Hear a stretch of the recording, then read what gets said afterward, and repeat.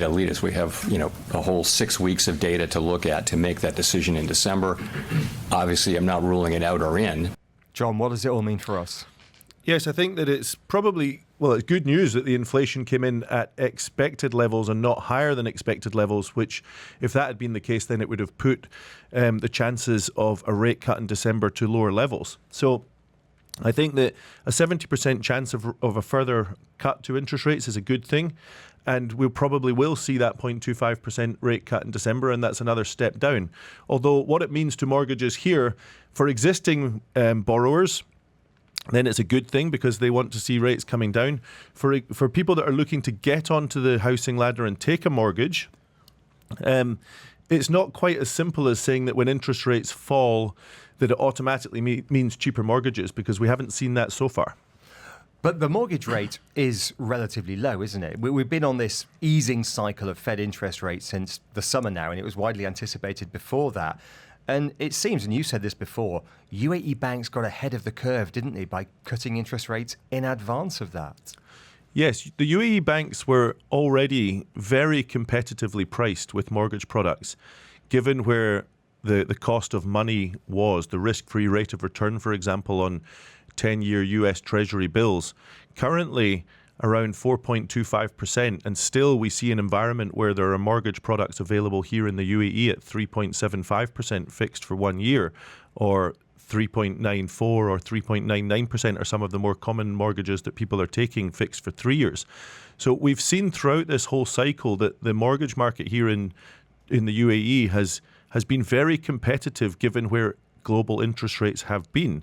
3-month EBOR rate here in the UAE. Remind us what that is. The Emirates Interbank Offer Rate. So that's really a key benchmark rate for the cost of money.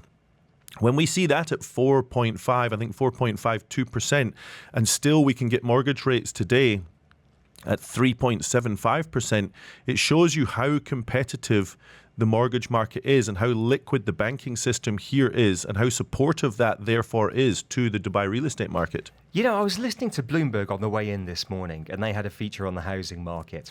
And they were talking about the housing market picked up last month, despite the fact that your average mortgage rate, new mortgage in America, is 7% now. And I was thinking, how on earth is the base rate for a mortgage in America 7%, a highly competitive, sophisticated banking market, and here we're getting on for half that, even though we share the same monetary policy? Yes, they obviously have a slightly different way of pricing their mortgages there. And in the US, there's a lot of mortgage-backed securities, so they package up all of the mortgages and they sell them off. And in order to attract capital, they have to obviously be selling off those mortgage-backed securities at higher rates than the risk-free rate of return being the 10-year US Treasury.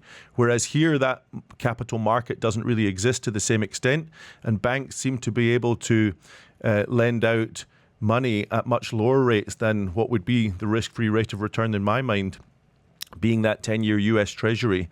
And the banks, therefore, must have a huge amount of liquidity in the system here, and they must be willing and able to lend out at rates that are lower than what would be the case in a market like the US, where they do play to that system of packaging up mortgages and selling them off in the capital markets. Just throwing a very quick personal anecdote there. I was paying on my home loan here, which I've had for about 10 years, just over 8%. At the beginning of summer, before the Fed started cutting interest rates. It came down in line with that, and I'm just renegotiating with my bank, and they're going to give me 5.5% for a couple of years. Not quite as tasty as those new offers, but still 5.5 is a lot better than 8 and a bit. Yeah, it's a good bit of business. And for anyone out there that is on a rate that they're not happy with, I would advise that you get on the phone to your bank and do exactly what you've done. And the banks here are willing to work with you to find a better rate. And sometimes it is as easy as just making that first call or going into the branch and starting the conversation, and you will quite often walk away with a much better rate than you had previously. One of the caveats here is that still we need a big deposit. The loan to value rates are low by international standards for residential real estate. I mean, 20% if it's a cheap property below what, $1.5 million you can get. But if you go up to a 5 million dirham property, you need a very chunky deposit, don't you? You do, that's for sure. And that that is something that is definitely a barrier for a lot of people to enter the market. And a lot of people have said to me that that is the only reason they have not bought in Dubai yet, which gives me some confidence that during such a boom time, that's the status quo that we have. If the market is to go into a quieter period, this is a fiscal lever that the authorities have that they can pull to re-stimulate the market if need be. Because if that loan-to-value ratio was to be increased, let's say to 85, 90%, I think you'd see a lot of people entering the market. So if there is ever to be a slowdown, I think that's a really good fiscal lever that we have available to us here in the UAE. So what's the sweet spot on espace.ae at the moment? I was having a quick look a little bit earlier on. I know one area you're looking at is Palm Jumeirah above 20 million dirhams, which you say had a bit of a lull, but is staging a bit of a comeback over the past couple of weeks? Yes, I think if we look at the first half of this year, it was a bit of a lull. You're right to describe it in that way. It wasn't that the market had really dramatically slowed down, but it was quieter than what it had been.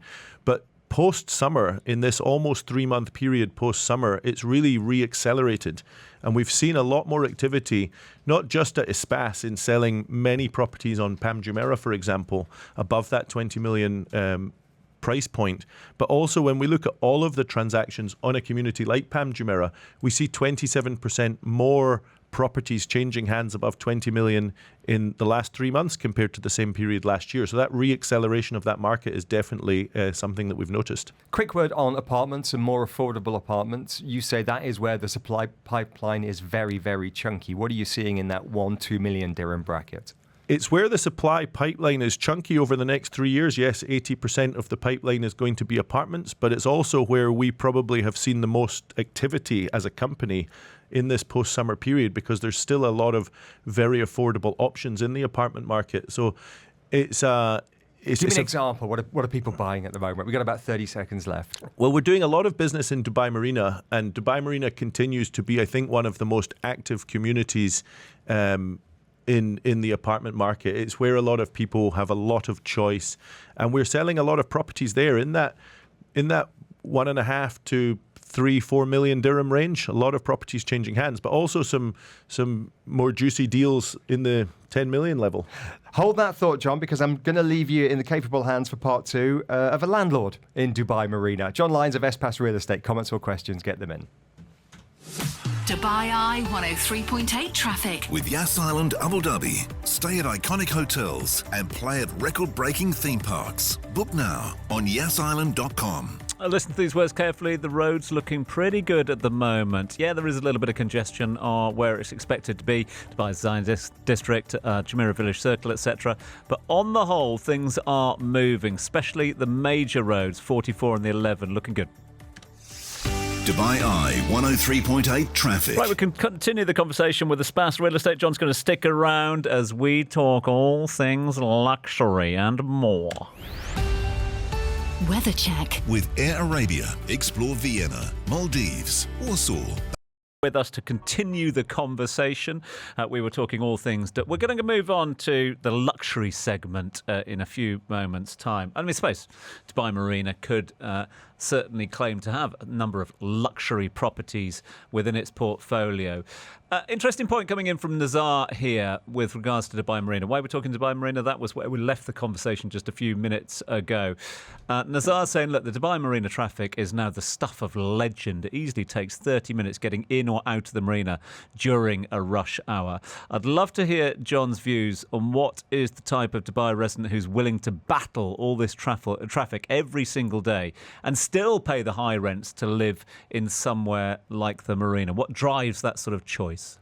Well, I think that clearly if someone is working in DIFC, they wouldn't be deciding to, or they'd be thinking very carefully about deciding to live in one of the buildings right down close to the beach in JBR or Dubai Marina, because the traffic is pretty full on. Although that's the case in other areas in Dubai, traffic is well talked about.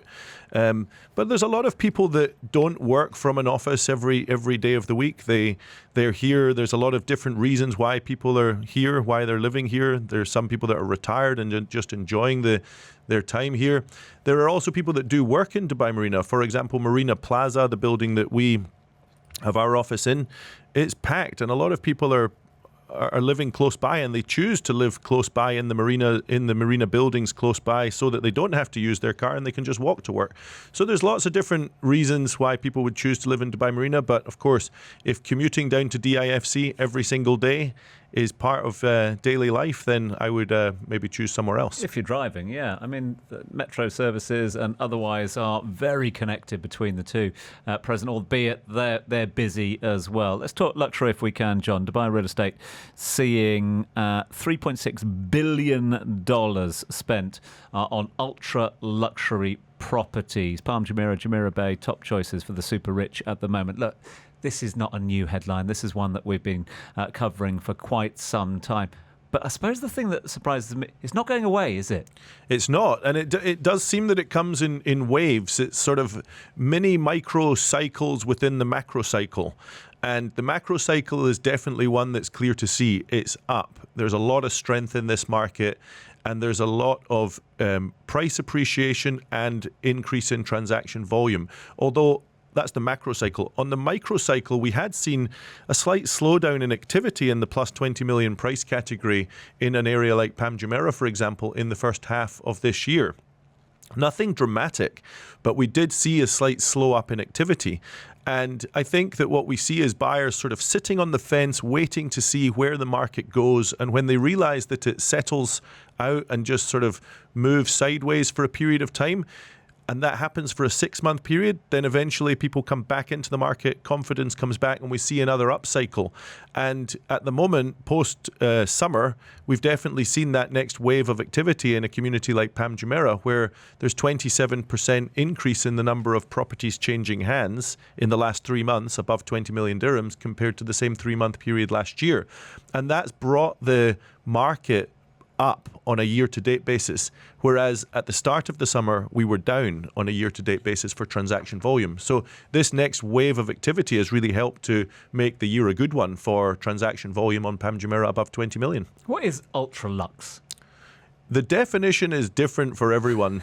So it's a good term to use. It sounds good, ultra-luxury, but really when you get into it and you try and figure out what it is, that's a different answer to everyone. For me, ultra-luxury maybe is only above 5-10 million, but for other people it's above 50 million dirhams. For us as a company, we just look at 20 million dirhams as a price point that's of interest to us. But I do know there are other companies that look at 10 million US dollars as their price point.